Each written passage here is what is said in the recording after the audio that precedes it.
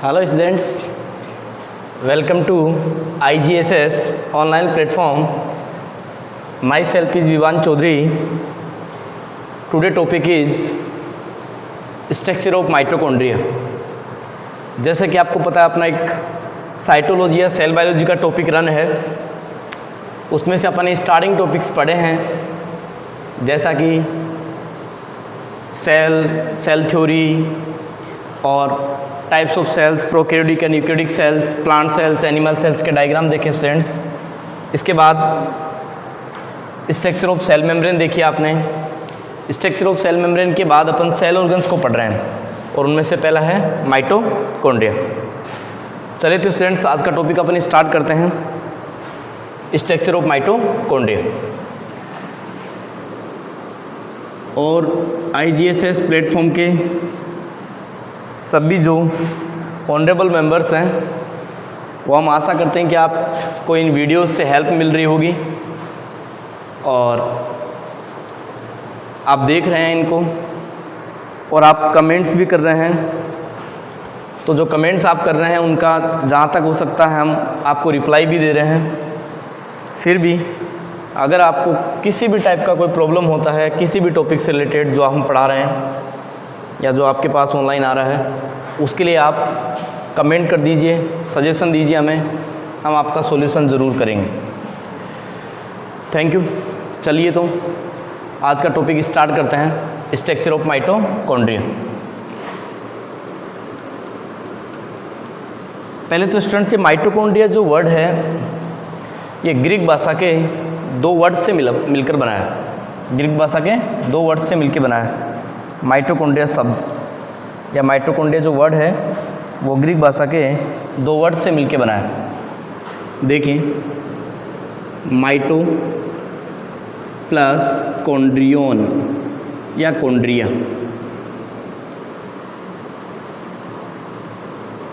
या इसको कॉन्ड्रियोन भी कह सकता हूँ मैं। माइट्रो मीन्स होता है धागेनुमा, या इसको बोल सकते हैं सूत्रनुमा, थ्री-हेड शेप्ड। कॉन्ड्रियोन होता है ग्रेनुल्स यानी कणिका में।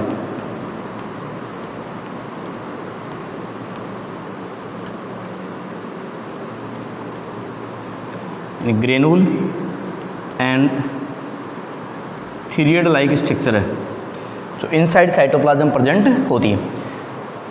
तो स्टूडेंट्स माइटोकॉन्ड्रिया जो वर्ड है वो ग्रीक भाषा के दो वर्ड से मिलकर के बना है, mito plus chondrion. Mito means thread shaped, chondrion means granules, जिसको आप कह सकते हैं धागेनुमा कणिका में संरचना। यानी जो सेल है उसके साइटोप्लाज्म में प्रेजेंट धागेनुमा कणिका में संरचना जो है इसे आप क्या कह सकते हैं, माइटोकॉन्ड्रिया। हिंदी में इसे सूत्र कणिका भी कहते हैं, यानी सूत्रनुमा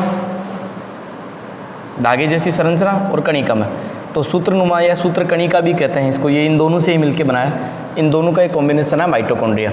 तो किसी सेल के साइटोप्लाज्म में प्रेजेंट धागेनुमा कणिका में संरचना स्टूडेंट्स क्या कहलाएगी, माइटोकॉन्ड्रिया। माइटोकॉन्ड्रिया से रिलेटेड दो बातें हैं बेसिक जो इसको कहा जाता है, उनके बारे में अपन देख लेते हैं। Mitochondria is the power house of the cell. पहला कमेंट इसके लिए, पावर हाउस ऑफ सेल। इसे कोशिकाओं का शक्ति गृह कहा जाता है। कोशिकाओं का क्या कहते हैं, शक्ति गृह, पावर हाउस ऑफ सेल। इसका रीज़न क्या है, ये किसी सेल में सेंटर ऑफ रेस्पायरेशन होता है, सेंटर फॉर रेस्पायरेशन, यानी किसी कोशिकाओं में श्वसन का केंद्र होता है। सेंटर फॉर रेस्पायरेशन, कोशिकाओं में श्वसन केंद्र होता है। यानी माइटोकॉन्ड्रिया में ही कोशिका का एक ऐसा पार्ट है, माइटोकॉन्ड्रिया एक कोशिका ऐसा सेल ऑर्गन है जिसके इनसाइड अपनी बॉडी में रेस्पायरेशन होता है, O2 का यूज़ होता है और CO2 प्रोड्यूस की जाती है। तो जो भोज्य पदार्थ जितने भी होते हैं डाइजेशन के बाद वाले, उनका जो ऑक्सीडेशन होता है, ऑक्सीडेशन होता है जितना भी फूड मैटर होता है उसका जो ऑक्सीडेशन होगा, ऑक्सीडेशन इनसाइड माइटोकॉन्ड्रिया होता है O2 की प्रेजेंस में, मीन्स ऑक्सीडेशन होता है, और वहाँ प्रोड्यूस की जाती है ATP। क्या प्रोड्यूस की जाती है स्टूडेंट्स? ATP। और इस ऊर्जा को ये कोशिका के प्रत्येक भाग तक पहुँचाता है, इसलिए इसको पावर हाउस ऑफ द क्या कहते हैं? सेल। यानी माइटोकॉन्ड्रिया एवरी सेल्स में, प्रोकैरियोटिक सेल्स में तो नहीं होता है, बट यूकैरियोटिक सेल्स में, प्लांट के एनिमल सेल्स में सेंटर फॉर रिस्पायरेशन होता है, श्वसन के लिए केंद्र होता है जहाँ रिस्पायरेशन होता है, O2 का यूज़ किया जाता है। उस O2 का यूज़ फूड मैटर को ऑक्सीडेशन में काम में लेते हैं, भोज्य पदार्थों के ऑक्सीकरण के काम में लेते हैं। ऑक्सीकरण होगा तो एक एनर्जी प्रोड्यूस होती है जिसको अपन बोलते हैं स्टूडेंट्स ATP, एडिनोसिन ट्राईफॉस्फेट। ये ATP माइटोकॉन्ड्रिया सप्लाई करता है सेल्स के प्रत्येक भाग तक, इसीलिए इसे power house of the cell कहा जाता है।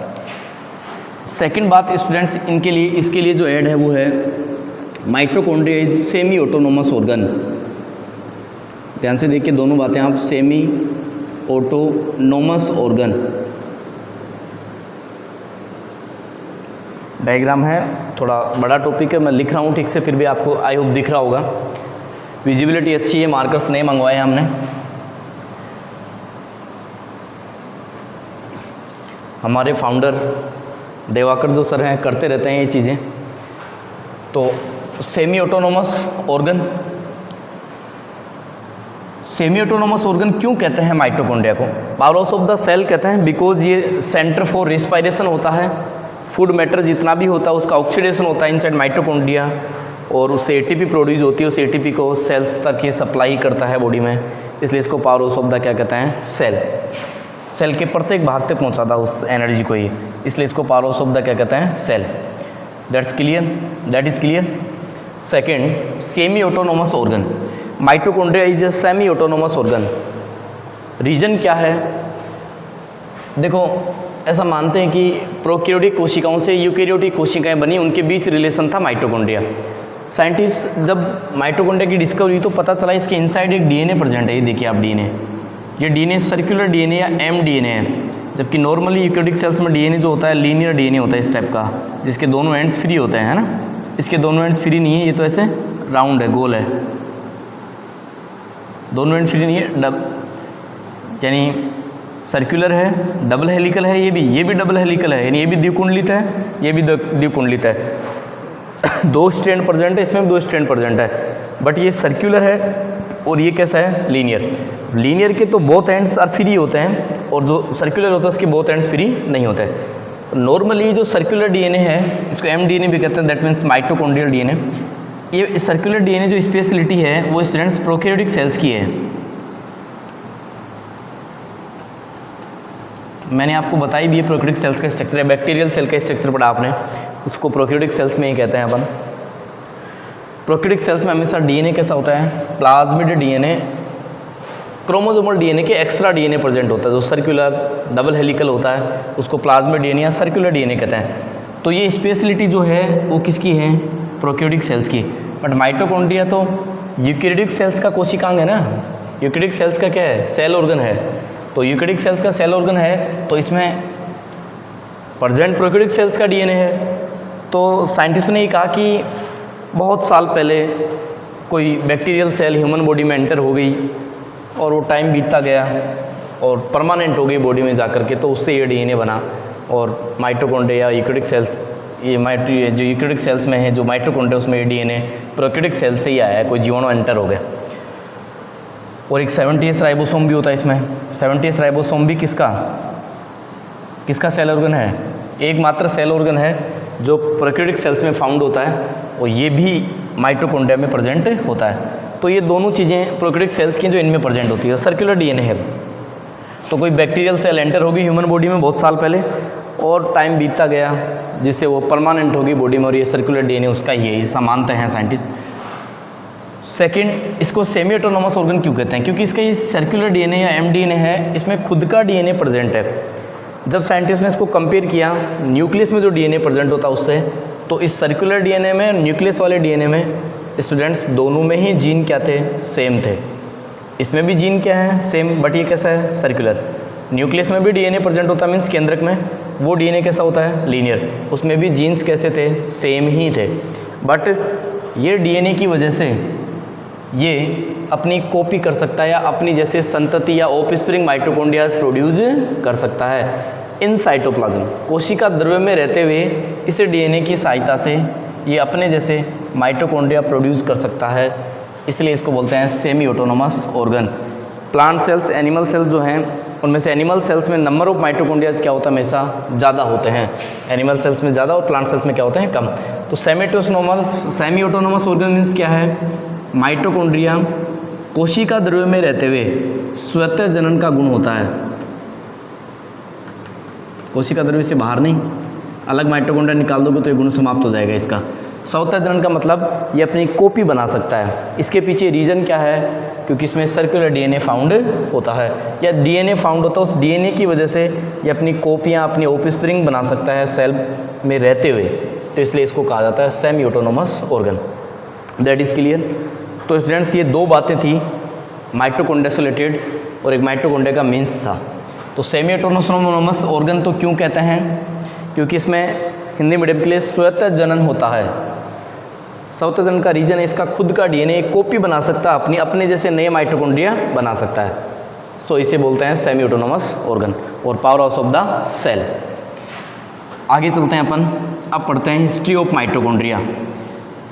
One of the most cell organ है ये, क्योंकि पावर हाउस ऑफ द सेल कह रहे हैं इसको अपन, कोशिकाओं का क्या कह रहे हैं, शक्ति गृह।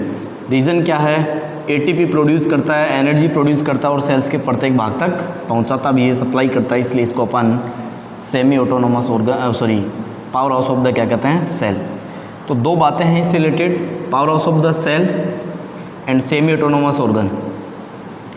तो ये प्रोकैरियोटिक सेल्स की विशेषता है जो डीएनए इसमें प्रेजेंट है। तो बता दिया मैंने आपको कि साइंटिस्ट ऐसा मानते हैं कि बहुत साल पहले, मैनी ईयर्स अगो, कोई बैक्टीरियल सेल्स एंटर हो गई ह्यूमन बॉडी की सेल्स में और वो परमानेंट हो गई वहाँ, जिससे ये डीएनए मिला है और इस डीएनए से ही ये कॉपी करता अपनी और नए डीएनए नए माइटोकॉन्ड्रिया बना लेता है, इसलिए इसको सेमी ऑटोनोमस ऑर्गन कहते हैं। चलिए अब इस सेल ऑर्गन का अपन देखते हैं history, means history of mitochondria.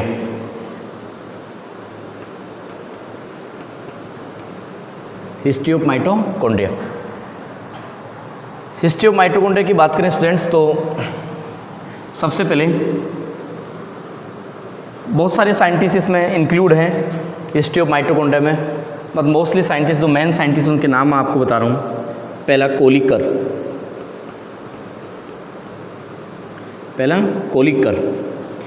Kolliker ने क्या किया था, जो इंसेक्ट्स होते हैं, इंसेक्ट्स मसल्स में सबसे पहले माइटोकॉन्ड्रिया को ऑब्जर्व किया था, सबसे पहले देखा था माइटोकॉन्ड्रिया को। तो सबसे पहले माइटोकॉन्ड्रिया को कीटू की मसल्स में, इंसेक्ट्स मसल्स में देखा था किसने, कोलिकर ने। फिर फ्लेमिंग प्लस अल्टमान, इन दोनों ने इसको डिस्कवर किया था। क्या किया था, इसको डिस्कवर किया था, यानी discovery credit goes to Fleming and Altmann. और सबसे पहले ऑब्जर्व किया था इसने, कोलिकर ने, इंसेक्ट्स मसल्स में। फ्लेमिंग ने तो इसको फिला नाम दिया था माइटोकॉन्ड्रिया को, और अल्टमान ने इसको बायोप्लास्ट नाम दिया था। फ्लेमिंग ने क्या नाम दिया स्टूडेंट्स, फ्लेमिंग ने नाम दिया था फिला, अल्टमान ने नाम दिया था इसको बायोप्लास्ट। फाइनली जो माइटोकॉन्ड्रिया वर्ड है वो दिया था बेंडा ने। किसने कॉइंट किया था ये, बेंडा ने। जो माइटोकॉन्ड्रिया शब्द है वो दिया था बेंडा ने। फ्लेमिंग और अल्टमान ने इसकी डिस्कवरी करी है। फ्लेमिंग ने इसको अलग से नाम दिया था फिला, अल्टमान ने नाम दिया था इसको बायोप्लास्ट। कोलिकर ने सबसे पहले इसको ऑब्जर्व किया था इनसाइड इंसेक्ट्स मसल्स। तो ये है स्टूडेंट्स हिस्ट्री ऑफ माइटोकॉन्ड्रिया, जिसमें कुछ मेन साइंटिस्ट हैं 3-4, इनके नाम आप याद रखिए।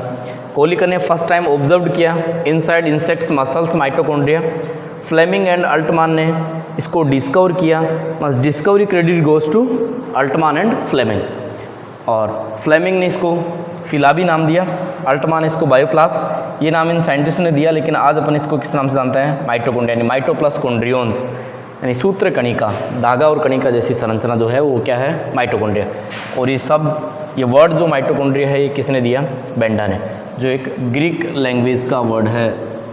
चलिए ये थी हिस्ट्री ऑफ माइटोकॉन्ड्रिया। इसके बाद स्टूडेंट्स अपन आगे देखते हैं नेक्स्ट, प्रेजेंस ऑफ माइटोकॉन्ड्रिया, यानी कहाँ प्रेजेंट होते हैं और कहाँ एब्सेंट होते हैं।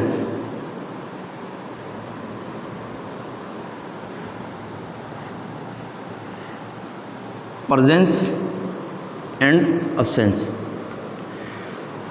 तो देखिए स्टूडेंट्स, माइटोकॉन्ड्रिया जो होते हैं वो ना तो प्रोकैरियोटिक सेल्स में फाउंड होते हैं, प्रोकैरियोटिक सेल्स में फाउंड नहीं होते, और ना ही यूकैरियोटिक सेल्स जो है मैमल्स का आरबीसी उसमें फाउंड होते हैं। भाई प्रोकैरियोटिक सेल्स में तो सेल ऑर्गन एक 70s राइबोसोम के अलावा होता ही नहीं है ना, तो ये भी याद रखना कि 2 सेल ऑर्गन्स हैं, 2 चीज़ें ऐसी हैं जो प्रोकैरियोटिक सेल्स में होती हैं, वो यूकैरियोटिक सेल्स के सेल ऑर्गन में प्रेजेंट है। लाइक राइबोसोम जो 70s है, और सर्कुलर डीएनए या एमडीएनए। तो प्रोकैरियोटिक सेल्स में तो ऑलरेडी एब्सेंट है ही। यूकैरियोटिक सेल्स का जो आरबीसी है मैमल्स का, मैच्योर आरबीसी, उसमें एब्सेंट होता है। क्यों? आपको पता, आपने सुना होगा आरबीसी ट्रांसपोर्ट ऑफ गैसेज काम करती है, ट्रांसपोर्टेशन ऑफ गैसेज करती है, यानी जो O2 और जो CO2 होती है उसका क्या करती है? ट्रांसपोर्टेशन करती है, बिकॉज इसमें क्या प्रेजेंट होते हैं? Hb, haemoglobin. हीमोग्लोबिन के साथ बॉन्डिंग होती है carboxy haemoglobin and oxy haemoglobin की फॉर्म में है, तो ये जोड़ कर ले जाती हैं सेल्स तक, वो लाती हैं। तो आरबीसी में माइटोकॉन्ड्रियाज फाउंड नहीं होते हैं।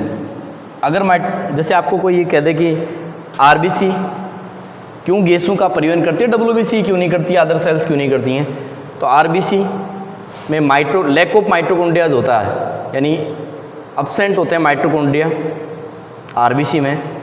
अब एब्सेंट है तो माइटोकॉन्ड्रिया का एक काम क्या है? O2 को यूज़ करना। तो ये O2 इसमें तो यूज़ होगी नहीं आरबीसी में, तो बिकॉज इसमें माइटोकॉन्ड्रियाज क्या हैं? एब्सेंट है। इसलिए आरबीसी ह्यूमन बॉडी में गैसों का परिवहन करती है, ट्रांसपोर्टेशन ऑफ गैसेज कंप्लीट करती है। तो ये एब्सेंस है प्रोकैरियोटिक एंड आरबीसी। प्रेजेंट इस आरबीसी को छोड़ दो तो बाकी जितने भी यूकैरियोटिक सेल्स हैं उन सब में ये फाउंड होता है। यूकैरियोटिक सेल्स में प्लांट सेल्स भी आ जाती हैं and animal cells, but plant cells में नंबर ऑफ माइटोकॉन्ड्रियाज लेस होते हैं कंपेयर देन एनिमल सेल्स। अगर एनिमल सेल्स से तुलना करें आप तो प्लांट सेल्स में माइटोकॉन्ड्रिया कम और एनिमल सेल्स में क्या होते हैं? ज़्यादा। याद रखना आप ये।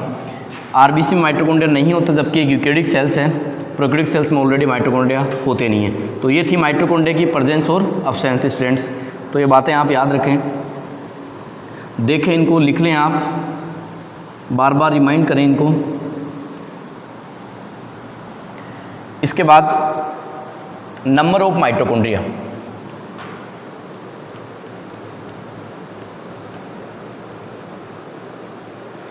इसकी संख्या, नंबर माइटोकॉन्ड्रिया की। तो स्टूडेंट्स माइटोकॉन्ड्रिया का जो नंबर है वो किसी सेल्स में कितने होंगे, ये मेटाबॉलिज्म रेट पे डिपेंड करता है।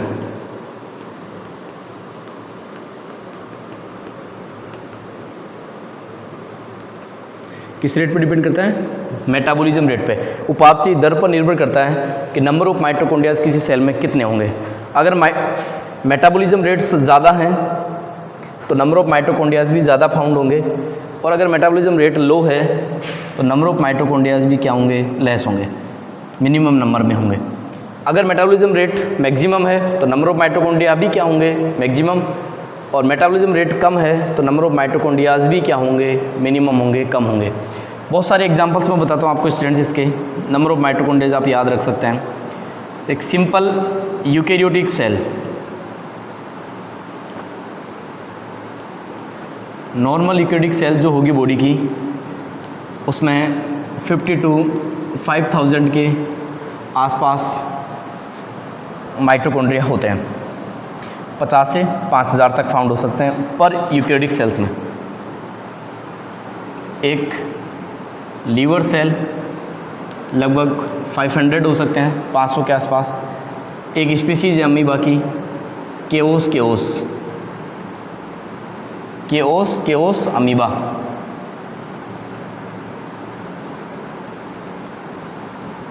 केओस अमीबा है, इसमें लगभग 5 लाख के आसपास माइटोकॉन्ड्रिया फाउंड होते हैं। केओस अमीबा एक अमीबा स्पीसीज है, जैसे मैनी स्पीसीज अमीबा की एंट अमीबा हिस्टोलाइटिका, केओस अमीबा। एंट अमीबा हिस्टोलाइटिका तो डिजीज़ प्रोड्यूस करता है ह्यूमन बॉडी में, अमीबायोसिस। तो केओस अमीबा है, इसमें 5 लाख के आसपास होता है। लीवर सेल्स में 500 होते हैं। यूकेरियोटिक सेल्स में, एक सिंपल यूकेरियोटिक सेल्स में 50 से कितने होते हैं, 500। इसके अलावा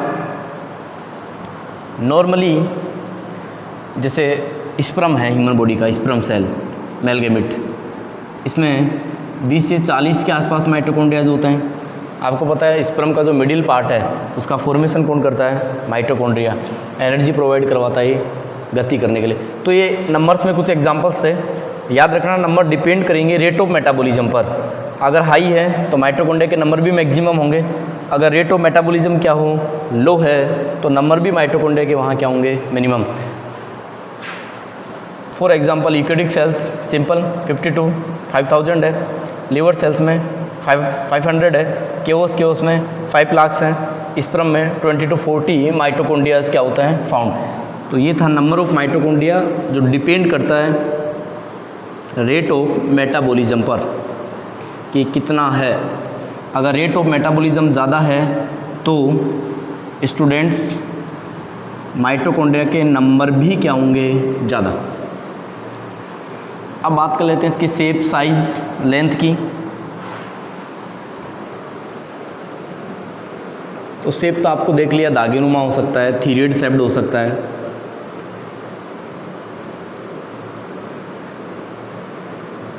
ग्रेनूल हो सकता है, यानी कणिकामा हो सकता है, दैट मीन्स दागेनुमा, या हो सकता है कणिकामय, या फिलामेंटस शेप में भी हो सकता है,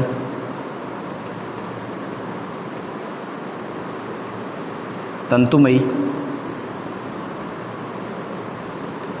तो ये बहुत सारी इसके दागेनुमा, कणिकामय, तंतुमयी संरचना के रूप में इसका शेप हो सकता है। साइज़ की बात करें तो इसका डायमीटर तो 0.5 माइक्रोमीटर है। डायमीटर कितना, 0.5 माइक्रोमीटर। इसका जो डायमीटर है वो है 0.5 माइक्रोमीटर, और जो इसका लेंथ है 5 से 8 माइक्रोमीटर होता है, लंबाई 5 से 8 माइक्रोमीटर। और जो व्यास है इसका वो होता है, लेंथ है इसकी 5 से 8 माइक्रोमीटर और डायमीटर है 0.5 माइक्रोमीटर व्यास। तो ये इसका शेप और क्या है, साइज़ है। थीरियड्स, दागेनुमा, कणिकामय, तंतुमयी, 0.5 माइक्रोमीटर का व्यास है, 5 से 8 माइक्रोमीटर इसकी क्या है, लेंथ है। ये बेसिक बातें थी माइटोकॉन्ड्रिया से रिलेटेड, जिसमें हिस्ट्री, माइटोकॉन्ड्रिया को power house of the cell कहते हैं, सेमी ऑटोनोमस ऑर्गन कहते हैं, प्रेजेंट सब्सटेंस थी इसकी। अब देखते हैं अपन इसका स्ट्रक्चर ऑफ माइटोकॉन्ड्रियाज। चलिए तो स्टूडेंट्स देखते हैं अपन स्ट्रक्चर ऑफ माइटोकॉन्ड्रिया। माइटोकॉन्ड्रिया जो है वो एक डबल मेम्ब्रेन वाला सेल ऑर्गन है, दोहरी कोशिकांग वाला है। इसके सराउंडेड डबल मेम्ब्रेन्स पाई जाती हैं, जो आपको दिख रही होंगी, जिनका थिकनेस होता है 60 to 70 एंगस्ट्रम, जिनकी मोटाई 60 से 70 एंगस्ट्रम होती है। ये 2 लेयर्स हैं, outside to outer membrane, inside to inner membrane. दोनों मेम्ब्रेन्स का जो मोटाई है वो लगभग 60 to 70 एंगस्ट्रम का होता है। दैट मीन्स माइटोकॉन्ड्रिया एक दोहरी झिल्ली वाला कोशिकांग है, डबल मेम्ब्रेन से सराउंडेड सेल ऑर्गन है। एक सम एग्जांपल्स हो रहे हैं इसके, जैसे क्लोरोप्लास्ट हो गया, माइटोकॉन्ड्रिया हो गया। एक न्यूक्लियस पर भी डबल मेम्ब्रेन्स फाउंड होती हैं, पर उसको सेल ऑर्गन में काउंट नहीं किया जाता है। तो आप 2 सेल ऑर्गन्स के नाम बता सकते हैं, क्लोरोप्लास्ट एंड माइटोकॉन्ड्रिया। दोनों पर डबल मेम्ब्रेन फाउंड होती है, आउटसाइड टू आउट मेम्ब्रेन, और इनसाइड टू इनर मेम्ब्रेन। इन दोनों की मोटाई 60 to 70 एंगस्ट्रम होती है। यहाँ देखिए डायग्राम में स्टूडेंट्स, इनके बिटवीन एक स्पेस प्रेजेंट है जिसमें साइटोप्लाज्म प्रेजेंट है। ये आउटर मेम्ब्रेन है और ये इसका इनर मेम्ब्रेन है। इसके बिटवीन देखिए ये गैप फाउंड है, यहाँ स्पेस फाउंड है। इस स्पेस को बोलते हैं पेरी माइटोकॉन्ड्रियल स्पेस। इसके इनसाइड फिल होता है साइटोप्लाज्म। इसका जो मोटाई होता है वो 60 to 80 एंगस्ट्रम होता है। इसका जो स्पेस है वो 60 to 80 एंगस्ट्रम होता है और बोथ मेम्ब्रेन्स का जो है वो है 60 to 70 एंगस्ट्रम।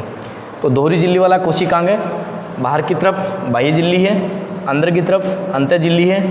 दोनों झिल्लियों की मोटाई 60 to 70 एंगस्ट्रम है और इन दोनों झिल्लियों के बीच एक गैप या अवकाश फाउंड है जिसको बोलते हैं परीमाइटोकॉन्ड्रियल स्पेस, परीमाइटोकॉन्ड्रियल अवकाश। इसका मोटाई है 60 to 80 एंगस्ट्रम।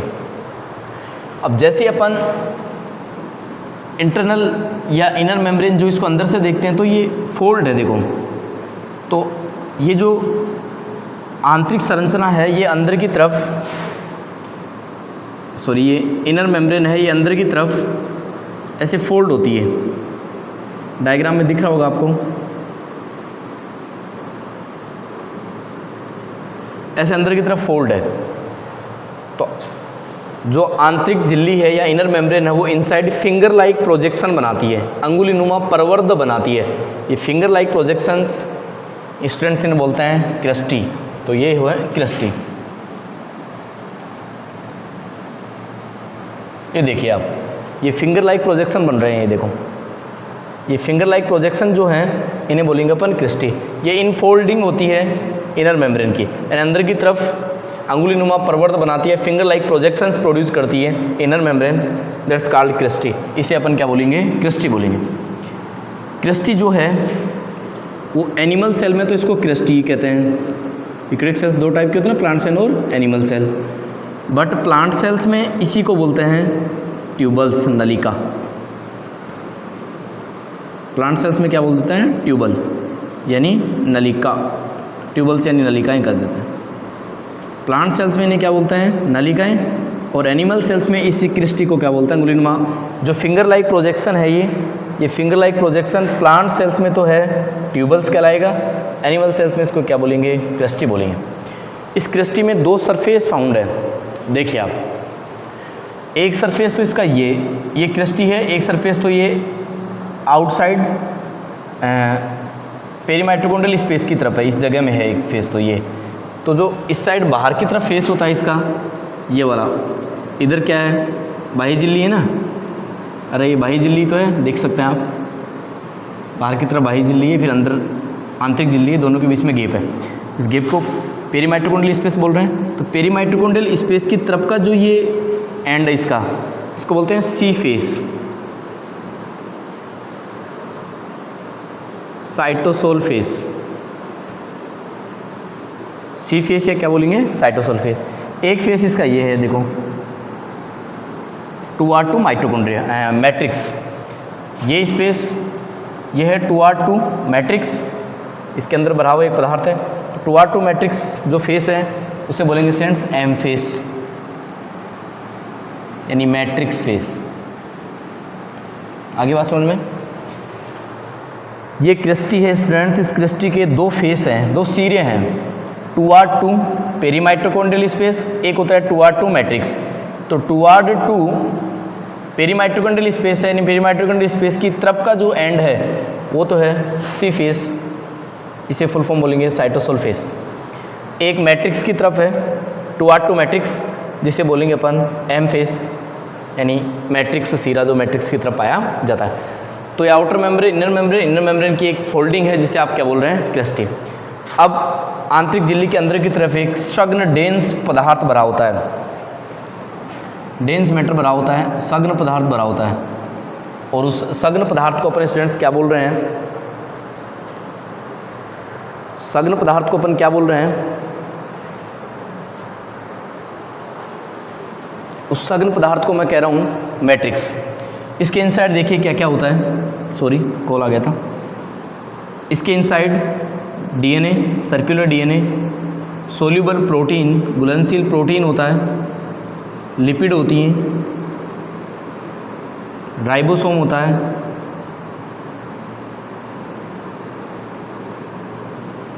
और Mg ग्रेनुल्स होते हैं, ये सब इसके अंदर पाए जाते हैं। यानी आंतरिक झिल्ली के अंदर की तरफ एक सघन पदार्थ भरा है, डेंस मैटर भरा है, इसमें DNA, protein, lipid, ribosome, magnesium, rRNA ये सब भरे होते हैं। आरआरएनए ये सब भरे होते हैं। उस पदार्थ को अपन क्या बोलते हैं? मैट्रिक्स बोलते हैं। इसके बाद जो मैट्रिक्स के बाद जो इसका क्रिस्टी है, इस क्रिस्टी पर एक छोटे छोटे से ये ग्रेनुल्स दिख रहे होंगे आपको, कण फाउंड हो रहे होंगे। इन कणों को बोलते हैं F1 पार्टिकल्स या एलिमेंट्री पार्टिकल्स। ये देखिए इन पर हैं। इसका मैंने एक फिगर यहाँ बनाया हुआ है, देखिए आप। ये एक F1 पार्टिकल्स है। ये क्या है? एक F1 पार्टिकल है। एक F1 पार्टिकल में टोटल 3 भागों से मिलकर बना होता है एक F1 पार्टिकल। क्रिस्टी पर छोटे छोटे कण फाउंड होते हैं, ग्रेनुलस स्ट्रक्चर्स फाउंड होती हैं स्मॉल साइज़ की, जिन्हें बोलते हैं F1 पार्टिकल्स से एलिमेंट्री पार्टिकल्स। F1 जो पार्टिकल्स हैं इसमें 3 भाग होते हैं, base part, pedicels and head part. Students ये जो बेस पार्ट है इसका यहाँ बना देता हूँ मैं, आप देखिए ये इस तरीके का डायग्राम है। ये बेस पार्ट है, दिख रहा होगा आपको डायग्राम में, मैं नीचे लिख नहीं सकता इसलिए यहाँ बना देता हूँ इसको। पेडिकल होता है एक और एक हेड पार्ट होता है, यानी शीर्ष भाग। अब ये जो हेड पार्ट है, बेस पार्ट है, ये तो स्टूडेंट्स बना होता है बेस पार्ट। किसका बना होता है? ये बेस पार्ट प्रोटियोलिपिड्स का, यानी प्रोटीन प्लस किसका बना होगा? लिपिड का। प्रोटियोलिपिड्स का बना होता है बेस पार्ट। किसका बना होता है? प्रोटियोलिपिड्स का। इसी बेस पार्ट में रेस्पिरेशन से रिलेटेड, श्वसन से संबंधित जो एंजाइम्स रिक्वायर होते हैं वो भरे होते हैं। श्वसन से संबंधित एंजाइम किस में पाए जाते हैं? F1 part, base part, F1 particles का जो बेस पार्ट है वो प्रोटियोलिपिड्स का बना होगा। ये पार्ट है, ये जो इस झिल्ली से जुड़ रहा है, ये से जुड़कर ये से बन रहा है, ये जुड़ रहा है ना, ये जो इस आंतरिक झिल्ली है क्रिस्टी से जुड़ा वो बेस पार्ट है और प्रोटियोलिपिड्स का बना है और इसमें रेस्पिरेशन से रिलेटेड एंजाइम्स पाए जाते हैं। पेडिकल क्या है? हेड पार्ट और बेस पार्ट दोनों को कनेक्ट करने के लिए बीच में एक वृंतनुमा संरचना है, पेडिकल स्ट्रक्चर है। हेड पार्ट क्या है? शीर्ष भाग है इसका, ये देखिए, ये शीर्ष भाग हेड पार्ट। इसमें स्टूडेंट्स एटीपी सिंथेसिस यानी एटीपी फॉर्मेशन से रिलेटेड एंजाइम भरा होता है, इससे बोलते हैं एटीपीएज एंजाइम। एटीपीएज एंजाइम, जो एटीपी संश्लेषण संबंधित एंजाइम होते हैं वो हेड पार्ट में भरे होता है और जो रेस्पिरेशन से रिलेटेड एंजाइम्स हैं वो बेस पार्ट में भरे होते हैं और ये इस पर लगे होते हैं क्रिस्टी पर F1 कण। ये था इंटरनल स्ट्रक्चर ऑफ माइटोकॉन्ड्रिया। अब बात कर लें फंक्शंस ऑफ माइटोकॉन्ड्रिया, माइटोकॉन्ड्रिया के काम। तो देखिए माइटोकॉन्ड्रिया क्या काम करता है। सबसे पहले तो इसको पारोस ऑफ द सेल कहते हैं क्योंकि भोज्य पदार्थों का क्या करता है? ऑक्सीडेशन। तो इसमें देखो CO2 एंटर होता है, फास्फेट एंटर होता है, सॉरी CO2 नहीं, sorry oxygen, oxygen, phosphate and ADP, adenosine diphosphate, ये माइटोकॉन्ड्रिया में एंटर होते हैं और बाहर निकलते हैं। ATP प्रोड्यूस होकर के CO2 बाहर आ जाती है और बाहर क्या निकलता है? जल। इसलिए इसको पारोस ऑफ द क्या कहते हैं? सेल। यानी ये कोशिकाओं में ATP बनाने का काम करता है क्योंकि भोज्य पदार्थों का ऑक्सीडेशन करेगा O2 की प्रेजेंस में। O2 phosphate, adenosine diphosphate enter होंगे माइटोकॉन्ड्रिया में। आफ्टर रेस्पिरेशन ATP, CO2 और क्या निकलेगा? जल। ये ATP एनर्जी है, एडेनोसिन ट्राइफॉस्फेट, ये सेल्स के प्रत्येक भाग तक सप्लाई करता है, इसलिए इसको पावर हाउस ऑफ द क्या कहते हैं? सेल। सेकंड फंक्शंस देख लिए स्टूडेंट्स, में क्या है? इसमें राइबोसोम फाउंड है, DNA फाउंड है इसका खुद का और RNA फाउंड है, सब है इसमें देख लीजिए। ये DNA है इसका, RNA फाउंड है और इसका ये प्रोकैरियोटिक सेल्स में पाया जाने वाला राइबोसोम में ध्यान रखना 70S, क्योंकि यूकैरियोटिक में तो कौन सा होता है स्टूडेंट्स? 80S। तो राइबोसोम, RNA और ये DNA पाया जाता है, इसलिए प्रोटीन सिंथेसिस से भी रिलेटेड होता है, प्रोटीन संश्लेषण का भी काम करता है।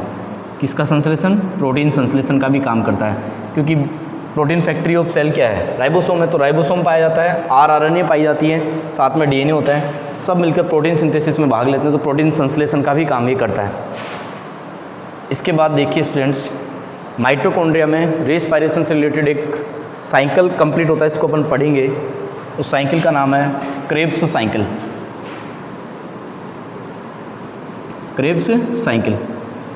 तो क्रेब्स साइकिल रेस्पिरेशन का एक चैप्टर आएगा, वहाँ पढ़ेंगे अपन क्रेब्स साइकिल्स क्या होता है। एटीपी बनाने के लिए चलते हैं क्रेब्स साइकिल, ग्लाइकोलाइसिस हो गया, ETS हो गया, इलेक्ट्रॉन ट्रांसपोर्ट सिस्टम हो गया, 3 स्टेप चलते हैं अपने में एटीपी बनाने के। जो ये बना है एटीपी, अभी बताया था रिएक्शन में आपको, ये एटीपी ये सीधा नहीं बनता है, पहले ग्लूकोज का ग्लाइकोलाइसिस होता है, ग्लाइकोलाइसिस फिर पायरुविक एसिड बनता है, पायरुविक एसिड माइटोकॉन्ड्रिया में एंटर होता है, माइटोकॉन्ड्रिया फिर ETS चलता है, लास्ट में फाइनली प्रोड्यूस होती है एटीपी। तो ये क्रेब्स साइकिल होता है वो माइटोकॉन्ड्रिया में ही संपन्न होता है। लास्ट नंबर है स्पर्म की बात करी थी मैंने। स्पर्म में 3 भाग होते हैं, ऐसे 4 भाग होते हैं, नेक पार्ट, मिडिल पार्ट और टेल पार्ट। ह्यूमन स्पर्म है, इस मिडिल पार्ट में 20 से 40 माइटोकॉन्ड्रिया भरे होते हैं जो इसको एनर्जी प्रोवाइड करवाते हैं। यानी जो स्पर्म या जो शुक्राणु है मानव का, उसके मिडिल पार्ट का जो फॉर्मेशन है वो कौन करता है? माइटोकॉन्ड्रिया। तो स्टूडेंट्स आज का ये टॉपिक था, NCERT था, एडवांस लेवल में है, आपको पढ़ाया ये। One of the most cell organ है, आप इसको पढ़िए, समझिए और ये डायग्राम बनाना सीखिए। और हमारे वीडियोज़ लगातार आप देखते रहिए, कमेंट कीजिए, लाइक कीजिए, शेयर कीजिए। Thank you so much.